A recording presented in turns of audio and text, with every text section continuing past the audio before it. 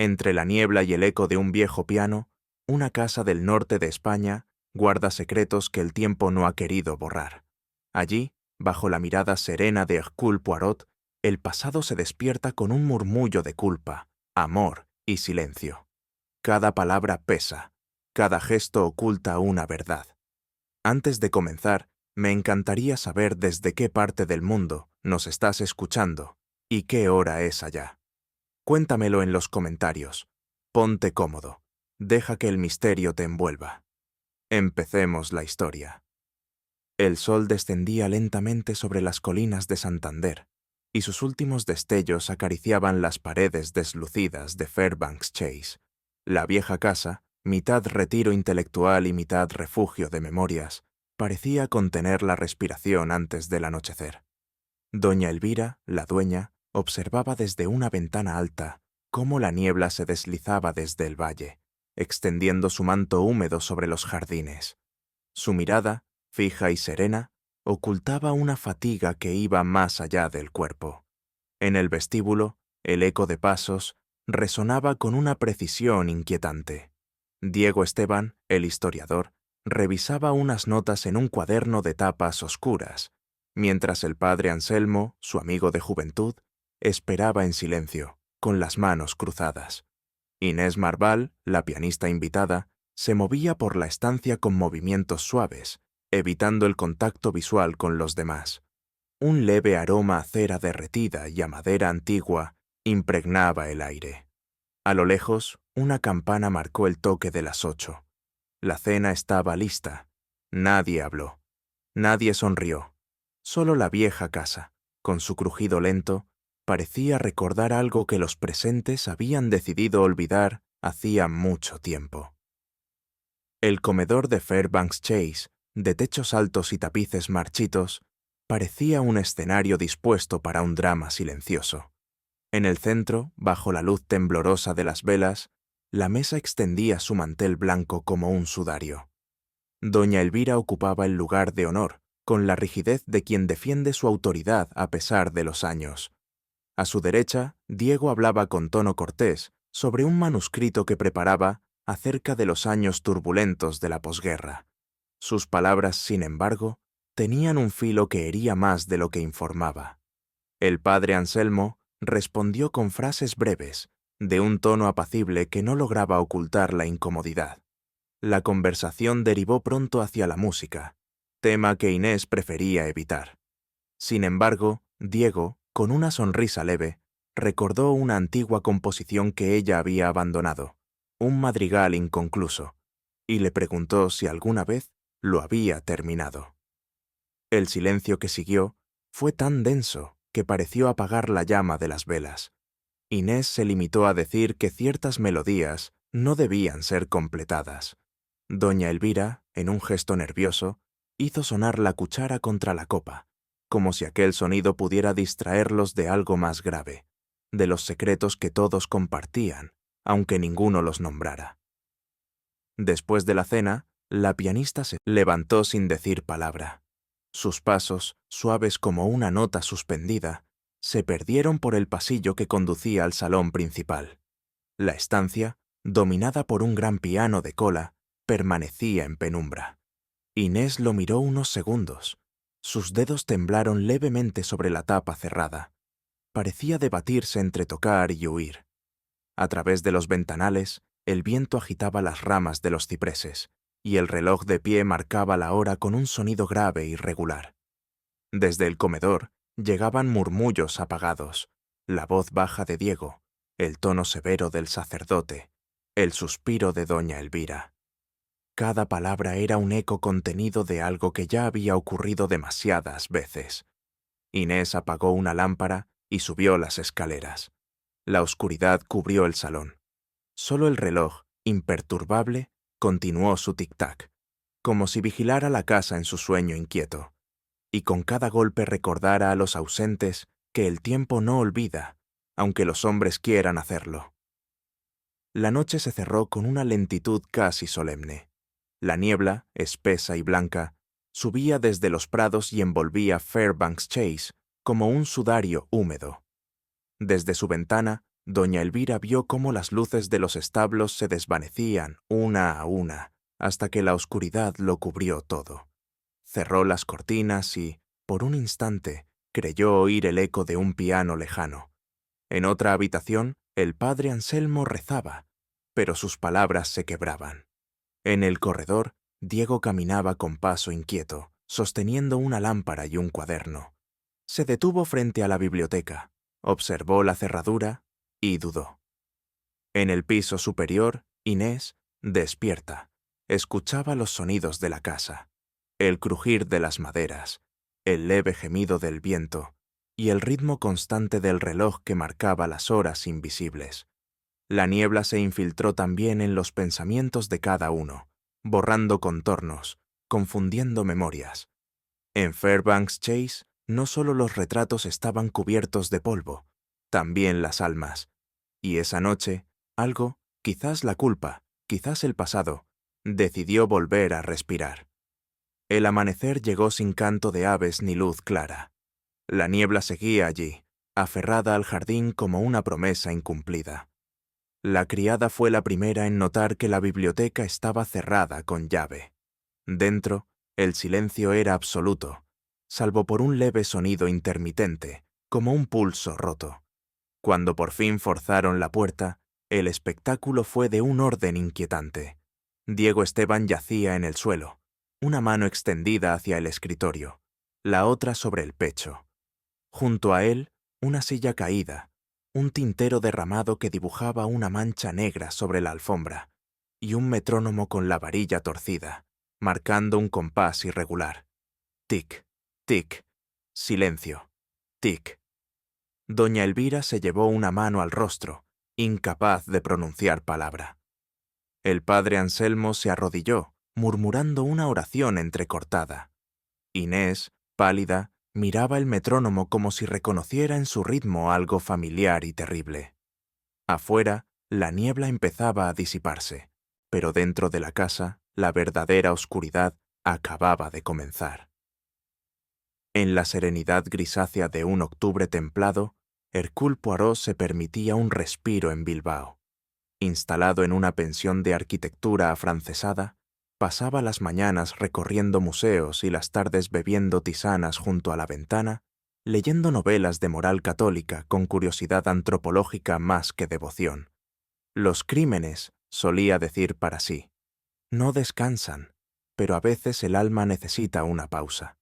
Esa pausa concluyó una mañana, cuando el portero le entregó un sobre de papel rugoso, sin remitente, y con una caligrafía vacilante, como si quien lo escribiera hubiese temido cada palabra.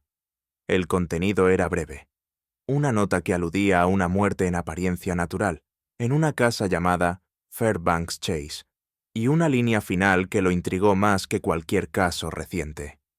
Hay confesiones que no se terminan y verdades que vibran en re menor.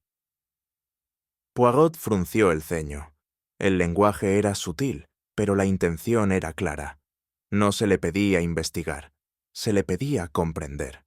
Y para Hercule Poirot, aquello constituía una invitación irrenunciable. Con esa mezcla de vanidad intelectual y compasión estructurada que lo caracterizaba, comenzó a preparar su partida hacia el norte. La carta no traía acusaciones ni datos objetivos, pero para Poirot, el detalle más inquietante era lo que no se decía.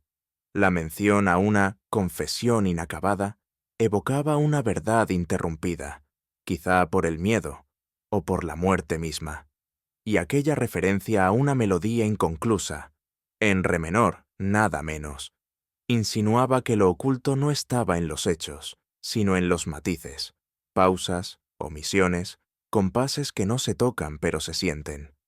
Poirot sabía que hay crímenes que no se descubren, sino que se escuchan, como se escucha una nota falsa en una partitura bien escrita.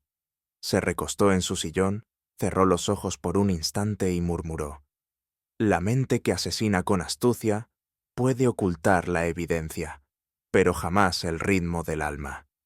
Abrió los ojos y buscó en su agenda un nombre que había anotado semanas atrás: Lucas Marín. Recordaba al joven como educado, reservado y dotado de esa cualidad tan rara como útil, saber cuándo no preguntar. Lucas Marín tenía apenas 30 años, pero su rostro ya mostraba la expresión de quien ha traducido más sentimientos que frases. Poirot lo recibió esa tarde en la cafetería del hotel con una sonrisa leve y un apretón de manos breve pero atento. «Monsieur Marín, tengo necesidad de alguien que no solo comprenda las palabras, sino también lo que los labios temen pronunciar», dijo Poirot, invitándolo a sentarse. Lucas, cuya discreción era tan natural como su acento del norte, asintió sin exhibir sorpresa. Poirot le explicó la situación sin dramatismo. Una carta anónima, una muerte sospechosa, una melodía truncada. «No busco un ayudante», añadió Poirot. «Busco un oído, uno que distinga cuándo el silencio es protección y cuándo es amenaza». Lucas, intrigado más por el tono que por el contenido, aceptó. Para él, lo dicho era apenas un tercio de cualquier historia. Lo que quedaba entre líneas o entre notas era lo que más importaba. El trayecto hacia Fairbanks Chase transcurrió entre montañas adormecidas y pueblos que olían a madera húmeda. Lucas conducía con cuidado, mientras Poirot, con las manos cruzadas sobre el bastón, miraba por la ventanilla sin ver. ¿Ha notado usted, Lucas, que los crímenes más complejos no se esconden tras la violencia, sino tras la cortesía? Preguntó de pronto, sin apartar la vista del paisaje. Lucas respondió con un asentimiento breve. Poirot continuó. Cuando alguien muere sin lucha, sin marcas, sin estrépito, suele ser porque los asesinos se camuflan de afecto, y las armas, en tales casos, no son cuchillos, sino silencios. El resto del viaje fue tranquilo, pero en el ambiente flotaba una inquietud tenue. Poirot, sin hacer preguntas, parecía reunir piezas invisibles. La manera en que Lucas evitaba los túneles, el modo en que el viento doblaba los árboles, la distancia precisa entre una palabra y la siguiente. Al llegar a los terrenos de la finca, Poirot murmuró: «Ya huele a verdades antiguas y a miedo nuevo». Fairbanks Chase surgió entre la niebla como una aparición olvidada. Sus muros eran altos, sus ventanas estrechas, y su fachada mostraba la noble decadencia de una casa que había tenido épocas más musicales. Desde la verja, Poirot percibió una armonía quebrada en el conjunto. Les abrió un mayordomo de rostro inexpresivo. Doña Elvira, la anfitriona, los recibió con una cortesía firme, aunque sus ojos tenían la humedad de quien vigila más de lo que recibe. En el recibidor, una vela estaba a punto de extinguirse, pero alguien la encendía una y otra vez, como si el acto tuviera valor más allá de la luz. Poirot notó la ausencia de un cuadro, un espacio vacío en la pared, enmarcado por el polvo. Lucas, con su sensibilidad alerta, bajó la voz. Allí había un retrato. Fue retirado, después de la muerte del señor Esteban. La biblioteca estaba cerrada con llave. El salón musical, clausurado. Pero en el aire se mantenía un olor suave, casi imperceptible, que mezclaba cera vieja y algo más, tal vez papel quemado. Poirot no hizo preguntas. Caminó lentamente por el pasillo central, como si escuchara los pasos de alguien que aún no se atrevía a mostrarse. En el último tramo, se detuvo ante una puerta sin nombre. Apoyó la mano sobre la madera y susurró: «Hay casas que guardan secretos, y hay secretos que se convierten en casa». Inés Marval lo recibió en el salón de música, una estancia que olía a cera vieja y desuso. El piano, cubierto por una tela color marfil, parecía más un ataúd que un instrumento. Poirot, de pie frente a él, inclinó la cabeza y dijo con suavidad: «Mademoiselle, la música tiene la virtud de decir lo que las palabras no alcanzan. A veces, incluso lo que uno preferiría callar». Inés sonrió con una elegancia defensiva. Su belleza tenía algo de cristal, delicada, pero cortante. Le habló del difunto Diego Esteban con un tono que parecía ensayado. Era un hombre brillante, aunque excesivo en su manera de comprender el mundo. comentó. Poirot observó el leve temblor de sus manos, el mismo que delataba a los músicos ante una nota mal tocada. Sobre el atril, una hoja de música mostraba una partitura interrumpida, tachada con furia contenida. Inés, notando la mirada del detective, retiró discretamente la hoja y la dobló. «No era de él», dijo, casi en un susurro. «Era mía. Y hay melodías que no deben tocarse jamás». Poirot inclinó la cabeza. Comprendió que aquella mujer no lloraba por un muerto, sino por una verdad que la música aún no había terminado de contar.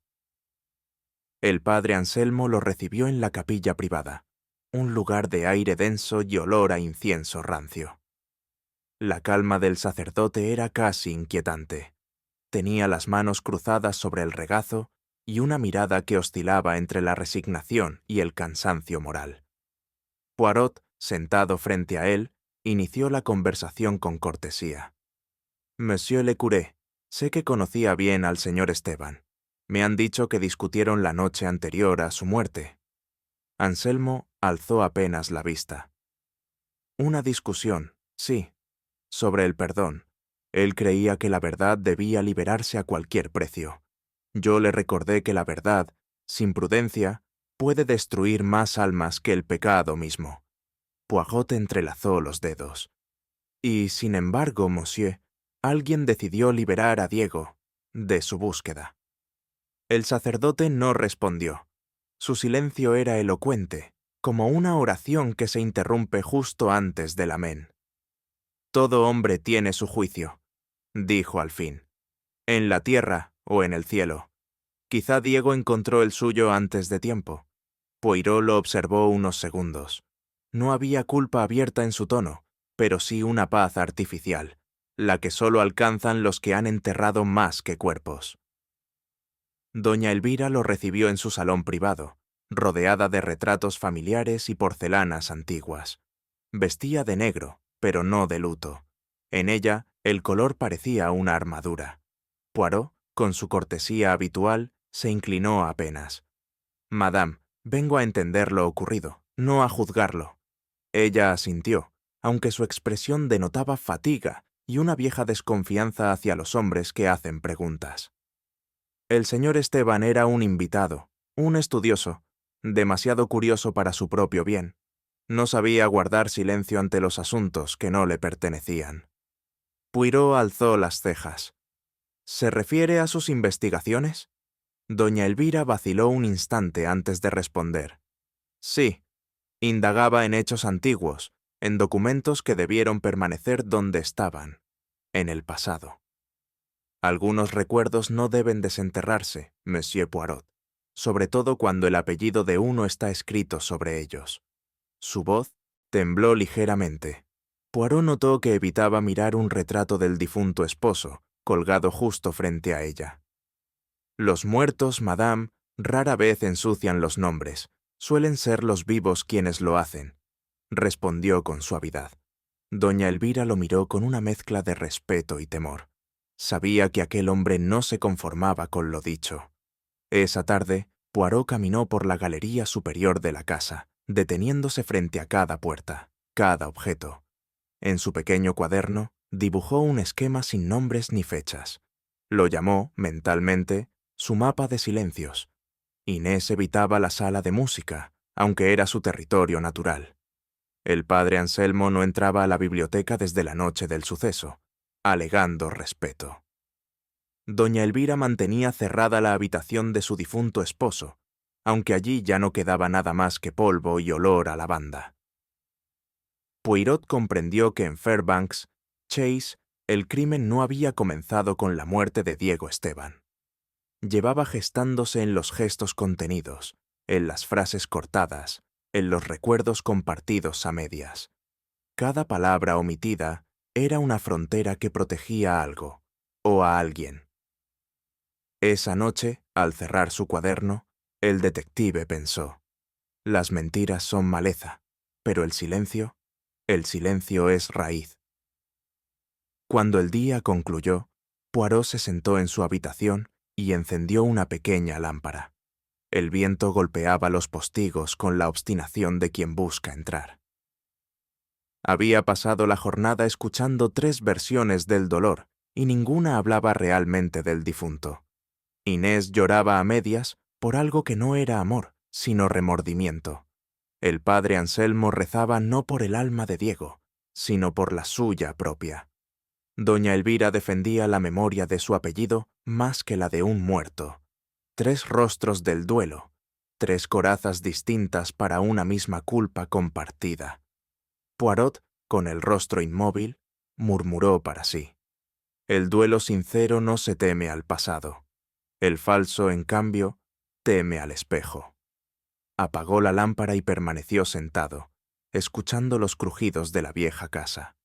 Había comenzado a comprender que el asesinato no era un acto de impulso, sino de continuidad, una consecuencia inevitable de algo que había comenzado mucho antes, quizá en un año que nadie se atrevía aún a pronunciar. Poirot pidió que lo dejaran solo en el salón de música, ese espacio que Inés evitaba como si fuera un confesionario. La estancia estaba en penumbra, y el aire tenía una pesadez antigua, como si la música alguna vez vivida allí aún flotara, petrificada. Sobre la repisa, el metrónomo seguía marcando su tic-tac irregular, como un corazón que se resiste a morir del todo. El detective lo observó con detenimiento, luego con precisión. La varilla estaba torcida en un ángulo minúsculo, apenas perceptible para quien no estuviera habituado al orden perfecto. Pero Poirot no perdonaba ni una asimetría. Retiró la tapa inferior con delicadeza. Allí encontró lo que esperaba: un pequeño trozo de fieltro adherido a la base interior, estratégicamente colocado para producir una omisión cada 4 tiempos. Alterado, no averiado, murmuró. Ese compás quebrado no era accidente, era mensaje. El metrónomo se detenía justo cuando debía insistir, como si su silencio intermitente acusara más que cualquier palabra. Poirot cerró los ojos unos segundos. Pensó en Inés, en sus manos temblorosas y en la mirada fija con que observaba aquel objeto. Tal vez, se dijo, no estaba marcando el tiempo del presente, sino repitiendo, obsesivamente, el ritmo de un recuerdo que nadie había querido terminar. Al día siguiente, Poirot solicitó escuchar el madrigal que Diego había estado componiendo antes de su muerte. Inés, aunque visiblemente incómoda, aceptó con un gesto seco y le entregó una partitura sin título, firmada con las iniciales del difunto. Poirot, más atento al alma que a la armonía, siguió con los ojos la secuencia de notas, deteniéndose en los silencios. La pieza no estaba terminada, pero lo que había era suficiente para entender su propósito. Cada compás era preciso, salvo uno, que omitía deliberadamente una nota en el cuarto tiempo, justo como el metrónomo.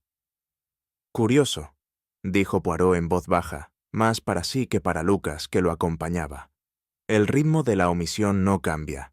Se repite como un latido truncado, o como una idea que no quiere ser dicha. La partitura, aunque incompleta, tenía un valor simbólico. No era solo una obra musical, era una declaración. En ella, Diego no hablaba con palabras, sino con vacío. Un hueco entre las notas, una pausa que señalaba más que cualquier frase escrita. Para Poirot estaba claro que esa omisión era intencionada, y en ella, como en ciertos crímenes perfectos, lo importante no era lo que estaba, sino lo que faltaba. Lucas, con la natural prudencia de quien ha crecido entre secretos, se mantenía al margen de las conjeturas de Poirot, pero no de sus intuiciones. Mientras el detective examinaba una y otra vez el metrónomo y la partitura, el joven dirigió su atención al piano, ese objeto que, según Inés, nadie había tocado desde hacía años. Levantó la tapa con cuidado. Al hacerlo, un crujido apenas audible le reveló algo que no encajaba. Un hueco leve, bajo el atril, mal disimulado con una lámina de madera oscurecida. Tiró suavemente de ella y descubrió un pequeño compartimento donde alguien había ocultado un trozo de papel doblado varias veces, amarillento en las esquinas. Se lo entregó a Poirot en silencio. El detective lo desdobló y leyó en voz alta la única frase escrita. Nunca fue perdonado. No en 1926. No había firma, solo esa línea, cortante y detenida como una confesión interrumpida. «Ah, mon ami», dijo Poirot sin levantar la vista. 1926. Finalmente, una fecha. Y con ella, un motivo. Lucas se cruzó de brazos. «¿Cree usted que esto es una amenaza?» «No, no», replicó Poirot. «Esto no amenaza. Esto acusa. Y lo hace desde la culpa, no desde el odio». El piano volvió a quedar cerrado, pero ya no era un instrumento, era un relicario. Poirot caminó por los jardines de Fairbanks Chase con el cuaderno de notas entre sus dedos. Ya no escribía deducciones, sino líneas temporales. Había comenzado a reconstruir algo más antiguo que la muerte de Diego Esteban, una historia enterrada con precisión matemática, cuyo ritmo solo ahora empezaba a asomar. La fecha en la nota, 1926, marcaba un antes y un después. Diego investigaba, eso era evidente, pero no sobre música, ni siquiera sobre arte. Investigaba sobre personas, sobre una traición que había ocurrido en aquella casa, o cerca de ella, y que había dejado heridas sin cerrar. No fue una muerte, pensó en voz baja. Fue un eco. Los tres personajes que orbitaban el corazón de este enigma, Inés, el padre Anselmo, doña Elvira, tenían conexiones con ese año. Ninguno lo mencionaba, pero todos lo evitaban como se evita una habitación en ruinas, con respeto, con miedo y, sobre todo, con la falsa cortesía del olvido. Poirot sonrió apenas. Cuando un crimen no empieza con una acción, sino con una omisión, suele terminar también con una nota que falta. El metrónomo, la partitura, la carta, el año no nombrado. Todas eran pistas. Pero el crimen aún no estaba claro, porque aún faltaba la música completa de lo ocurrido. El resto del día transcurrió entre gestos ensayados y frases mecánicas. Poirot observaba. No interrogaba ni confrontaba. Solo tomaba nota de lo que no se decía. Inés hablaba de cualquier tema excepto de Diego. El padre Anselmo ofrecía su ayuda, pero eludía con habilidad cualquier referencia al pasado. Doña Elvira, siempre impecable, desviaba la conversación con la precisión de quien ha aprendido a protegerse del escándalo. Y sin embargo, los silencios eran más reveladores que cualquier testimonio. Un leve temblor al mencionar una fecha, un cambio de tono al aludir a cierto salón clausurado, una pausa milimétrica ante una palabra específica. Poirot tomaba todo eso y lo transformaba en partitura. A veces, el asesino no se delata al mentir, dijo Poirot a Lucas mientras compartían una infusión vespertina. Se delata al callar donde otros no callarían. La lógica del crimen no estaba en la violencia, sino en la arquitectura emocional que lo precedía, en los espacios vacíos de un relato compartido, en las frases amputadas, en las habitaciones cerradas y en las palabras que se esquivan como si tuvieran filo. El metrónomo seguía marcando su compás quebrado, y Poirot, con la paciencia de quien sabe que todo silencio encierra una clave, lo escuchaba. Poirot pasó la mañana en el estudio de Diego Esteban, entre carpetas apiladas con un orden caótico y hojas sueltas que aún conservaban el olor de la tinta fresca. No eran simples notas académicas.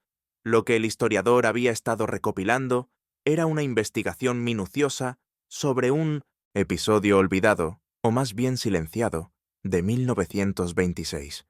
Entre testimonios truncados, cartas sin firmar y archivos de parroquia, emergía un patrón.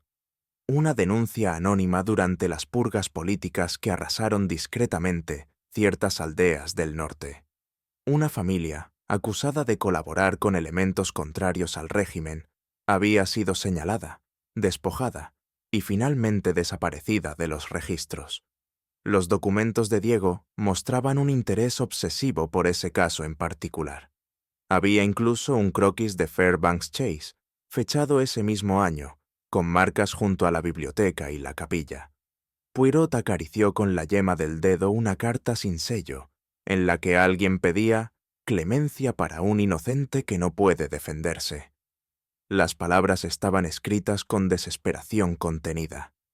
«Hay documentos», murmuró Poirot, «que no buscan justicia, sino redención».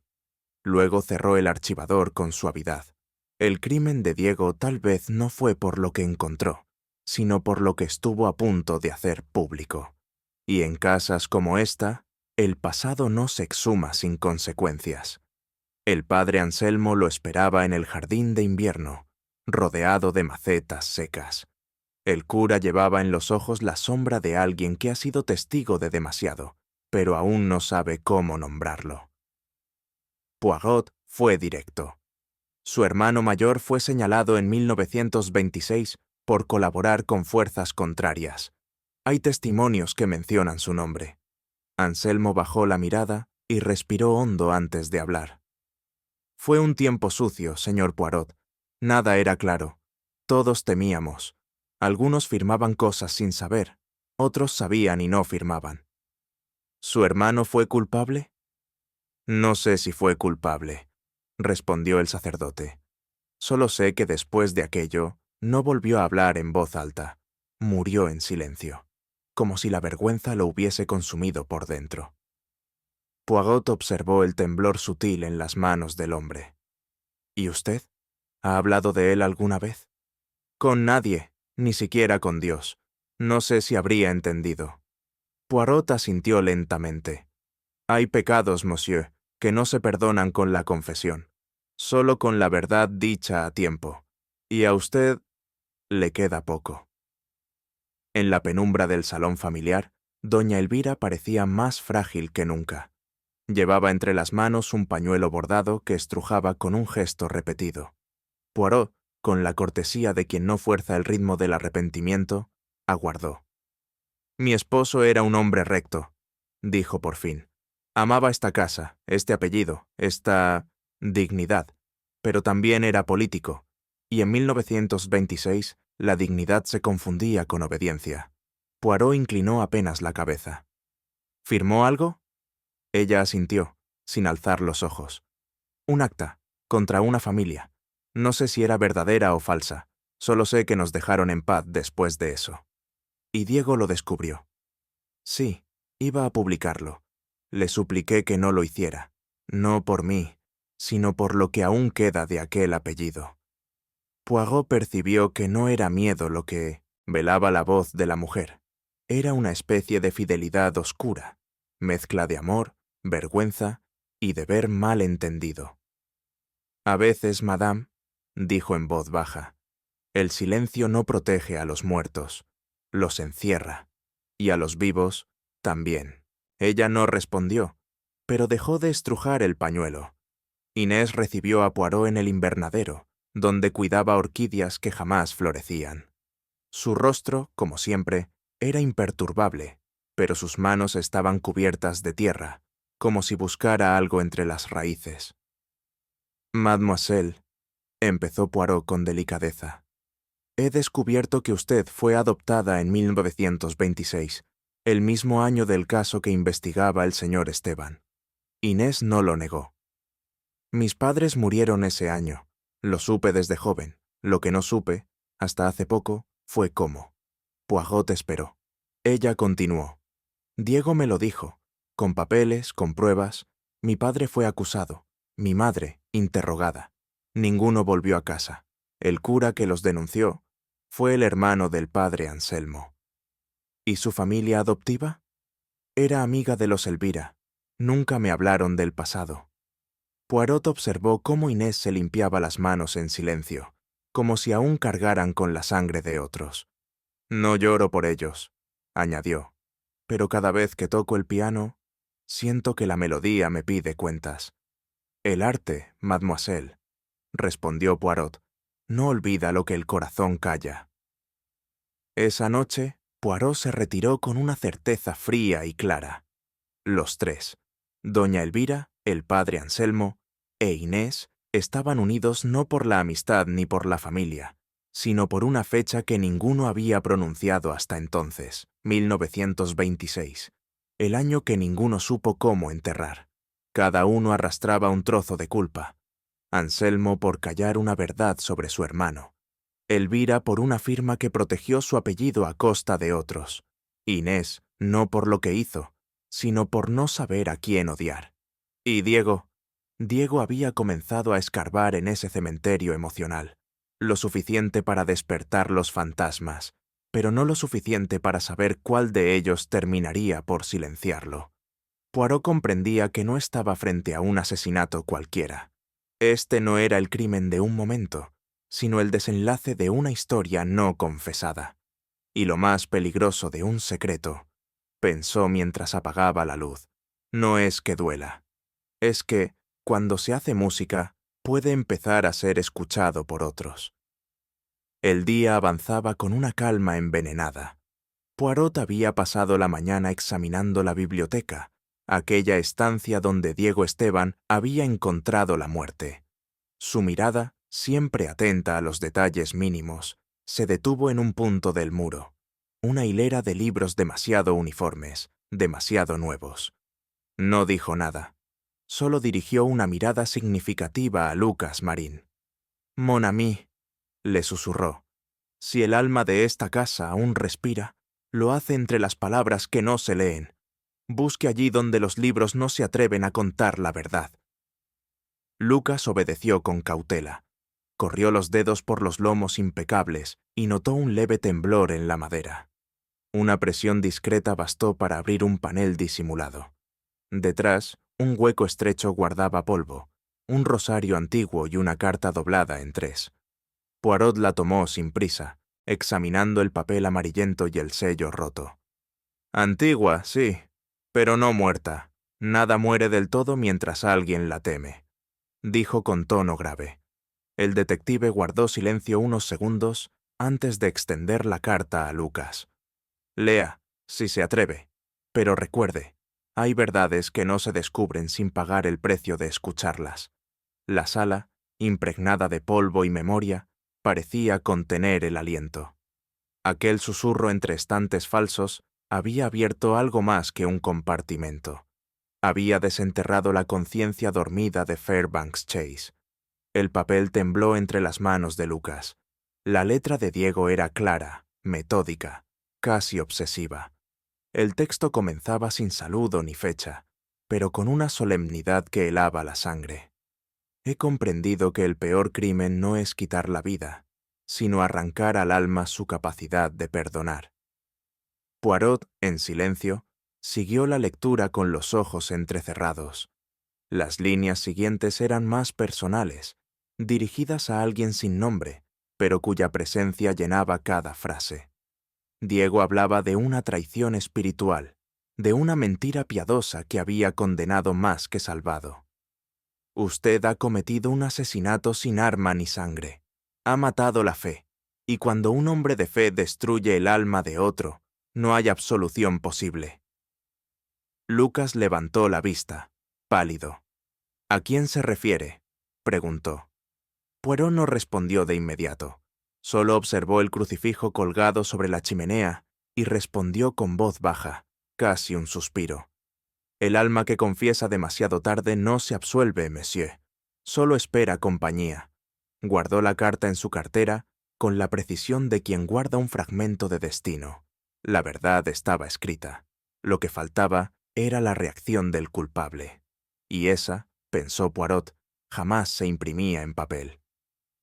La noche llegó con una niebla espesa que envolvía los jardines como un sudario. Poirot, recluido en su habitación, repasaba las palabras de la carta mientras Lucas se ofrecía a ordenar algunos documentos del difunto en la biblioteca. A la misma hora exacta en que Diego había muerto, un golpe seco resonó en la casa. Poirot se levantó con sobresalto y descendió los peldaños sin vacilar. Al llegar a la biblioteca, lo recibió un silencio que dolía. Lucas yacía en el suelo, inconsciente, con una leve herida en la sien. Sobre su pecho, una hoja suelta, la misma caligrafía, la misma tinta, y una sola palabra añadida: Perdón. El reloj marcaba las 11:20, exactamente la hora en que, según el informe médico, había muerto Diego Esteban. Poirot se inclinó sobre el joven. Respiraba, aunque débilmente. La lámpara del escritorio, caída, despedía un olor a aceite quemado. Todo en la escena sugería repetición. El mismo lugar, la misma hora, el mismo aire sofocado de tragedia moral. El detective cerró los ojos un instante. «Non, esto no es venganza, es culpa», murmuró. Y la culpa, cuando no se confiesa, busca eco. Miró el crucifijo del rincón y pensó que, en esa casa, la fe había cambiado de dueño. A la mañana siguiente, Poirot permaneció largo rato junto a la ventana, observando el amanecer. Lucas descansaba, débil, pero fuera de peligro. El detective había pasado la noche sin dormir, ensamblando las piezas del crimen y del alma. Todo encajaba: los motivos, las fechas, las contradicciones. Y sin embargo, sabía que la verdad no podría obtenerse con deducción, sino con algo más humano y terrible: la confesión. Cuando el padre Anselmo entró al salón, Poirot lo recibió sin cortesía, con la mirada fija. «Padre, hay un asesino en esta casa, no de cuerpos, sino de almas. Uno que mató 2 veces, primero con un silencio, luego con una mentira». El sacerdote se estremeció. «No comprendo». «Oh, sí, comprende. La carta de Diego era para usted. Él sabía. Y usted también». Un temblor cruzó el rostro del hombre. Poirot avanzó un paso. «Su hermano fue culpable, pero usted lo convirtió en mártir. Y cuando Diego quiso contar la verdad, temió que su comunidad se derrumbara. Así, mon père, usted mató para preservar una ilusión». El cura se llevó las manos al rostro. No lloró. Solo murmuró: «Lo hice por fe». Poirot respondió con un hilo de voz: «No, lo hizo por miedo. Y el miedo, créame, no pertenece a Dios». Luego lo dejó solo, sabiendo que ningún interrogatorio podía igualar el castigo de la conciencia cuando se ve frente al espejo. En la mañana que siguió al ataque contra Lucas, Poirot ordenó que nadie abandonara la finca. No dio explicaciones. Solo solicitó una mesa, la misma que había presidido la cena días atrás, y pidió que fuera colocada en el centro de la biblioteca, ahora abierta de nuevo, como si el tiempo pudiera volverse sobre sí mismo. Sobre el mantel dispuso con pulcritud objetos que no parecían tener conexión entre sí: un metrónomo inmóvil, una partitura inconclusa, un pequeño crucifijo de madera, un retrato en sepia de una familia desconocida, una vela apagada y una vieja copa de cristal sin llenar. Cada uno de ellos representaba algo, no para el espectador externo, sino para los que serían llamados a sentarse allí. Poirot caminaba alrededor con la meticulosidad de un director de orquesta, asegurándose de que cada detalle estuviera en su sitio, como si de ello dependiera la precisión de una sinfonía. Lucas, aún débil, observaba desde un sillón apartado. «Monsieur Marin», dijo Poirot en voz baja, «no se trata de atrapar a un asesino. Se trata de permitir que la verdad, encerrada por años, encuentre el clima exacto para salir. No lo haré con acusaciones, lo haré con símbolos». Y añadió, como si hablara consigo mismo: «La memoria es más obediente al olor de una vela apagada que a cualquier interrogatorio». Luego, esperó, como quien sabe que la última nota solo puede sonar cuando todo está en silencio. La biblioteca se fue llenando lentamente. Poirot no dio órdenes, no explicó la razón de aquella reunión. Solo indicó con gesto firme los asientos dispuestos alrededor de la mesa. Doña Elvira, de luto riguroso, se sentó con la rigidez de una estatua. Inés, visiblemente tensa, evitó mirar la partitura. El padre Anselmo bajó la vista al ver el crucifijo y no volvió a levantarla. La lámpara encendida apenas iluminaba los rostros. No había comida ni bebida, solo objetos y silencio. Y sin embargo, el ambiente estaba cargado, como si alguien invisible respirara entre ellos. Poirot permanecía de pie, con las manos tras la espalda, como un anfitrión que ha dispuesto un banquete para fantasmas. Los ojos de doña Elvira se detuvieron en la copa vacía. Tragó saliva. Esa copa pertenecía a mi esposo. Solía usarla cuando recibía visitas en la biblioteca. Inés, al ver el metrónomo, se estremeció. Sus dedos temblaron levemente sobre el borde del mantel.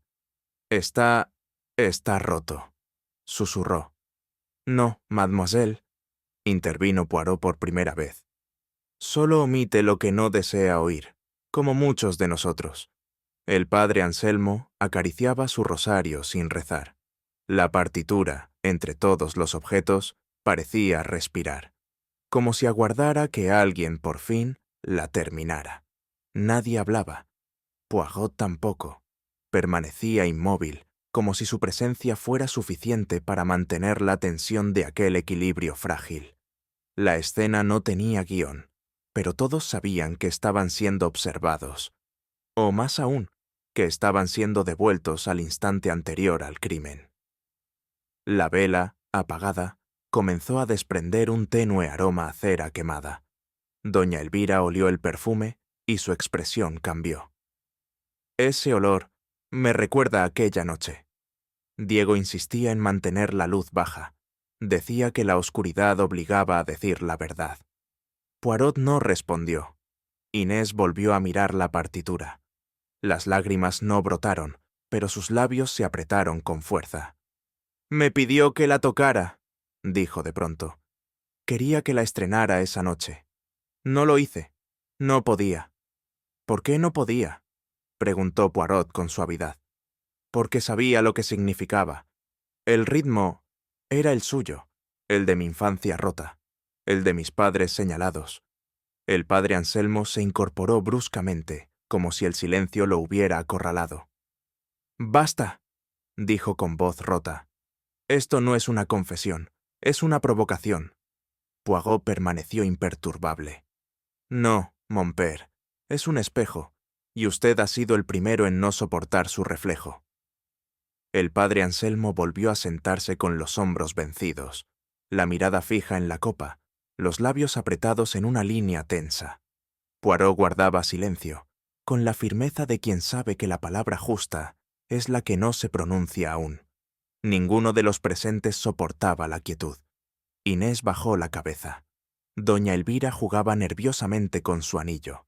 Cada uno, encerrado en su versión del pasado, comenzaba a notar cómo los objetos, esa partitura, esa copa, esa vela, hablaban en su lugar. «¿No va a decir nada, monsieur Poirot?», preguntó la matriarca, como si necesitara ser acusada para liberarse. El detective negó con la cabeza. «No, esta no es una sala de interrogatorios, es una sala de memoria». Anselmo se llevó la mano al pecho. El ritmo irregular de su respiración coincidía, casi irónicamente, con el del metrónomo. Su frente sudaba. El rosario resbaló de sus dedos. «No tenía otra opción», murmuró con voz trémula. Él iba a destruir lo único que había sobrevivido a todo. Poirot se inclinó ligeramente hacia él, sin juzgar, solo acompañando. «A veces, monsieur, la fe no se pierde por lo que uno cree, sino por lo que se niega a recordar». Y entonces, como una represa vencida por la presión, la verdad comenzó a abrirse paso. El padre Anselmo, con los ojos velados, habló en un hilo de voz que no necesitaba preguntas para avanzar. Cada palabra era un eco que salía de lo profundo, no hacia la justicia, sino hacia una especie de descanso. Cuando Diego me mostró los documentos, supe que era cierto, supe que mi hermano había delatado, que no murió inocente como yo les había hecho creer a todos, y él, Diego, quería publicarlo, quería ponerle nombre a la traición. Calló unos segundos. Nadie se atrevía a interrumpirlo. El metrónomo marcaba un ritmo lánguido y obstinado. Yo no podía permitirlo, ya no por él, sino por mí, por todo lo que había edificado sobre esa mentira. El altar, la comunidad, mi voz. Si esa verdad salía a la luz, todo caía. Poirot no hablaba, solo escuchaba, como si cada confesión fuera una nota necesaria para que la melodía terminara. No lo envenené, prosiguió el sacerdote, pero sabía que tomaba su medicación por la noche, y también sabía que Frasco podía cambiar sin que nadie lo notara. Solo alteré la dosis, un pequeño desliz en el ritmo, como su madrigal. Lucas, desde un rincón, cerró los ojos. Inés se tapó la boca. Doña Elvira, por primera vez en mucho tiempo, bajó la mirada sin orgullo. Poirot, al fin, se acercó al sacerdote y dijo con una serenidad lúgubre: «Usted no mató para proteger a su hermano. Mató para proteger lo que construyó sobre su silencio». El metrónomo se detuvo. Poirot permaneció de pie junto a la chimenea, sin hacer uso de su acostumbrada postura de autoridad. No había ya necesidad de imponer orden. El orden, en esa sala, lo dictaba la verdad recién pronunciada.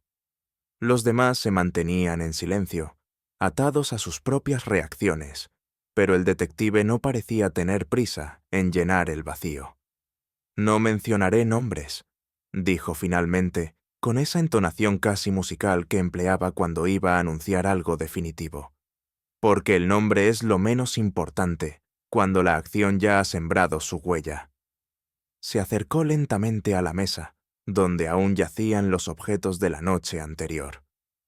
Tocó el metrónomo, que ya no marcaba ningún compás. El crimen, mes a mis, rara vez nace del odio puro. Más a menudo nace del miedo, del orgullo o del amor mal comprendido. En este caso, fue el miedo lo que selló una decisión. El miedo a que un hermano muerto dejara de ser mártir para convertirse en traidor. El miedo a que la piedra angular de una vida consagrada se resquebrajara por una verdad inoportuna. Nadie osó interrumpirle. Poirot continuó. Diego sabía demasiado, oui, pero no fue su conocimiento lo que lo condenó, sino la posibilidad de compartirlo. La muerte no fue un castigo, fue una estrategia para preservar una versión del pasado que ya no podía sostenerse. Y con un suspiro casi imperceptible, añadió: todo crimen es lógico, pero la lógica humana rara vez es sencilla. El padre Anselmo apenas levantó la vista. Su voz era un eco apagado, como si proviniera de una celda interior que apenas se atrevía a abrir. Mi hermano, Julián, murió durante los años más sombríos del país. Oficialmente, fue asesinado por aquellos que perseguían a los suyos. Así lo creí, así lo enseñé, así lo repetí en cada sermón, en cada aniversario. Tragó saliva con dificultad, pero Diego, tan meticuloso, tan obstinado, comenzó a investigar. Encontró cartas, declaraciones, pruebas, demasiadas. Todo apuntaba a algo que ni yo mismo podía aceptar. Julián no fue víctima, sino colaborador, informante. Entregó nombres, rutas, incluso refugios. Lo hizo por miedo, quizá, pero lo hizo. Poirot lo observaba sin juicio. Cuando Diego me enseñó los documentos, continuó el sacerdote, le rogué que los destruyera, le supliqué. No por mí, por todo lo que estaba construido sobre la imagen de Julián como mártir. ¿Cómo explicar a los fieles que sus rezos, sus promesas, sus lágrimas, estaban dirigidas a un fantasma impuro? Cerró los ojos un instante. Diego me miró en silencio. Me dijo que el pasado no debía edulcorarse, que la verdad, aunque amarga, era un acto de justicia, y en ese momento supe que lo había perdido. El padre Anselmo no buscaba excusas. Sus palabras fluían como una corriente inevitable, sin ornamento, sin teatralidad. Yo no preparé una escena, no manipulé una copa, ni vertí veneno en un vino. Solo entré en su habitación cuando él no estaba. Abrí su maletín. Tomé la caja de medicación. Conocía su dolencia. Sabía la dosis exacta que su corazón toleraba. ¿Y cuál no? Inés sollozó apenas. Doña Elvira se mantuvo erguida, pero con las manos entrelazadas con fuerza sobre el regazo. No añadí nada. Solo sustituí las pastillas por otras más potentes. la misma forma, el mismo color, una diferencia de miligramos y de destino. Poirot asintió levemente. Un crimen sin violencia externa, pero con una violencia interior tan precisa como un reloj suizo. Al día siguiente, Diego parecía fatigado, pero no alarmado. Murió en su sillón, en paz. Parecía un descanso natural. Hasta su rostro, al morir, parecía agradecido, como si, inconscientemente, hubiera sabido que ya no tenía que cargar con esa verdad. El sacerdote bajó la cabeza. No lo maté por venganza, Monsieur Poirot. Lo maté para que muriera como un hombre en paz, y no como un traidor que el mundo juzgaría. El silencio que siguió fue más espeso que cualquier acusación. El sacerdote se inclinó levemente hacia adelante, como si su confesión, aún incompleta, pesara sobre sus hombros. He predicado durante décadas sobre el valor de la verdad, pero también sobre la compasión, el perdón, la fe. A veces, monsieur, la verdad destruye más que libera. Sus ojos se posaron en la cruz de madera sobre la mesa. Una comunidad como la nuestra, tan golpeada, tan rota. Necesitaba creer que Julián representaba algo puro. Yo necesitaba creerlo. No por él, sino por lo que los demás proyectaban sobre su recuerdo. Poirot cruzó los brazos. Y al descubrir la grieta en ese recuerdo, usted eligió salvar la imagen, no al hombre. No soy inocente, admitió Anselmo, pero no actué con odio.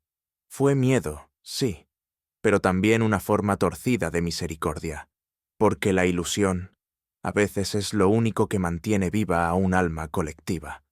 Sus palabras se deshacían con lentitud, como un hilo de incienso consumiéndose. He escuchado miles de confesiones, y en todas ellas el pecado era claro. El mío, en cambio, no lo es, ni siquiera para mí. Poirot murmuró con gravedad. El alma humana, padre, se construye no con certezas, sino con contradicciones. El ambiente había cambiado. Ya no había tensión. No quedaba misterio. Solo quedaba el eco de una verdad dolorosa, dicha con la humildad de quien no busca perdón, sino comprensión. Poirot se acercó al sacerdote, no con la autoridad de un juez, sino con la calma de un médico al lado de un enfermo que ha pronunciado su última voluntad. No he venido a condenar ni a redimir, dijo con suavidad. He venido a escuchar, porque todo crimen tiene una lógica, pero no toda lógica es maldad. Anselmo lo miró con ojos cansados. ¿Y ahora, Monsieur Poirot? Ahora, ya no hay nada más que decir. Usted ha dicho lo que su conciencia no podía seguir ocultando. Eso es más de lo que muchos logran en toda una vida. Poirot no hizo ningún movimiento. No pidió esposas ni llamó a la policía. Sabía que el acto ya estaba cumplido y que el castigo, si llegaba, no vendría del mundo exterior. A veces, la confesión no es para limpiar la culpa, dijo finalmente, sino para que el dolor encuentre dónde descansar. Lucas se acercó lentamente, dejó en la mesa la partitura inconclusa de Diego y, sin decir palabra, salió de la sala. El padre Anselmo bajó la cabeza, y por primera vez no pareció cargado de culpa, sino de un agotamiento que solo la verdad puede traer. La mañana había llegado con una luz tenue, indecisa, como si el día aún dudara en imponerse sobre los vestigios de la noche anterior. En la galería de Fairbanks Chase, Hercule Poirot se encontraba junto a Lucas, ambos sentados frente a una mesa donde aún quedaban migas de la memoria reciente. Ninguno hablaba al principio, no había necesidad. A veces, el silencio entre dos hombres pesa menos que las palabras. Monsieur Lucas, comenzó Poirot, finalmente, usted ha sido testigo de algo que no muchos comprenden, la dignidad del sufrimiento que no se proclama. Lucas asintió, con los ojos fijos en el jardín. No toda culpa exige castigo. Hay culpas que se arrastran, no por temor al castigo, sino por respeto al recuerdo de lo que uno quiso preservar. continuó el belga. Su tío eligió proteger la imagen de un hermano, no para sí mismo, sino para los demás. Eso no borra el crimen, mais non, pero lo transforma. Lucas apretó los labios, sin responder. Cuando uno calla, añadió Poirot, a veces lo hace para no quebrar a otros, pero ese silencio, oh, ese silencio pesa más que la palabra. Un mirlo cantó brevemente entre los árboles, como para dar testimonio de que el tiempo avanzaba. ¿Y ahora qué, Monsieur Poirot?, preguntó Lucas, por fin. Poirot sonrió con melancolía. Ahora, mon ami, ahora toca vivir, no para olvidar, sino para aprender a recordar sin dolor. Porque ese es el verdadero triunfo sobre la culpa, no negarla, sino integrarla sin perder el alma. El mediodía trajo consigo un aire más templado, como si la casa misma respirara aliviada. La biblioteca, clausurada desde la muerte de Diego, abrió sus puertas con discreción. Era Lucas quien, sin palabras, giró la llave e ingresó, seguido por Poirot. Dentro, el polvo se había asentado como una capa de luto, pero los libros, alineados con la pulcritud que solo un verdadero lector exige, parecían intactos. Lucas pasó los dedos por el lomo de un volumen de poesía española. Él leía en voz alta, dijo. Nunca por vanidad. Leía como si el silencio necesitara compañía. Poirot asintió. Leer en voz alta es una forma de sostener el mundo con palabras. Al fondo, el piano. Cerrado. Respetado como un altar. Lucas dudó unos instantes, luego levantó la tapa. Las teclas blancas y negras no estaban desafinadas, solo dormidas. Sus dedos tocaron con torpeza las primeras notas de una pieza breve, sencilla, pero reconocible. Era una melodía que Diego solía interpretar al atardecer. La música llenó la habitación como un perfume familiar. Poirot cerró los ojos un instante. Una casa no vuelve a la vida cuando se llena de ruido, Monsieur Lucas. Vuelve cuando suena lo que el corazón reconoce como hogar. La melodía no concluyó. Lucas se detuvo a mitad, con una sonrisa leve, y bajó las manos. No era necesario terminarla. Lo esencial ya había sido dicho por las notas. Al caminar por los pasillos de la casa, Poirot no podía evitar pensar que la historia que acababa de presenciar no era un caso aislado. En el silencio de Fairbanks Chase había algo más que duelo personal. Había una resonancia más amplia, más dolorosa, como si los muros mismos guardaran el eco de una época que aún no se atrevía a hablar. En su diario mental, Poirot anotaba pensamientos no para un informe, sino para sí mismo. Hay heridas que no sangran, pero que laten. Heridas colectivas. En España, tantas familias aprendieron a callar, no por cobardía, sino por sobrevivencia. ¿Cuántas verdades se escondieron detrás de retratos, de altares, de canciones? ¿Cuántos mártires construidos sobre silencios necesarios? Se detuvo junto a una fotografía de juventud. Julián, sonriente. Y a su lado, un hombre desconocido con la mirada ladeada. La historia, susurró Poirot, se escribe con palabras, pero se conserva con omisiones. La España que él había conocido antes de la guerra no era la misma que recorría ahora. Había dignidad, sí, pero también una tristeza que no se decía, una suerte de melancolía oficial. Pensó en el padre Anselmo, en su confesión, en su gesto tembloroso al terminar, y en Lucas, cuya música había sido también una súplica muda. Poirot comprendía entonces que resolver un crimen era sencillo, pero comprender un país, eso era otra cosa. El día moría con una dignidad suave. La pequeña capilla junto al jardín, tantas veces ignorada, parecía esperar algo. Poirot entró solo, sin anunciarse. En el silencio del altar, las piedras olían a tiempo antiguo. Encendió una vela. No era una costumbre suya, ni un acto devoto. Era un gesto. «Esta vela», murmuró, «no es para Diego, ni para Julián, ni siquiera para el padre Anselmo». Permaneció un instante inmóvil.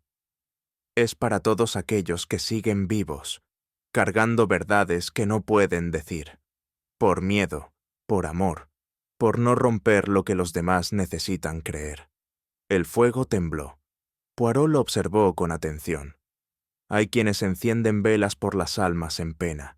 Yo la enciendo por las almas que aún luchan por no perderse. Caminó hasta la salida sin prisa. Al pasar junto al banco de oración, acarició el respaldo con un gesto leve. En la puerta se detuvo. Todo país tiene fantasmas, pero no todos saben darles sepultura sin olvidarles. Poirot salió, dejando la vela encendida. La flama, pequeña y obstinada, seguía viva entre las sombras, no para iluminar un pasado glorioso, sino para recordar que aún queda por sanar. A veces, la verdad no se revela con estrépito, sino con un susurro, y es en ese instante, cuando el alma se desnuda, que comprendemos que toda culpa busca, en secreto, la paz del perdón. La justicia de Poirot no castiga, ilumina, aunque duela, y deja que el corazón elija su propio destino. ¿Y tú? ¿Crees que el silencio puede ser también una forma de justicia o solo una máscara del miedo? Si esta historia te ha conmovido, comparte tus pensamientos en los comentarios y acompáñanos en el próximo misterio, donde la verdad volverá a vestirse de sombra.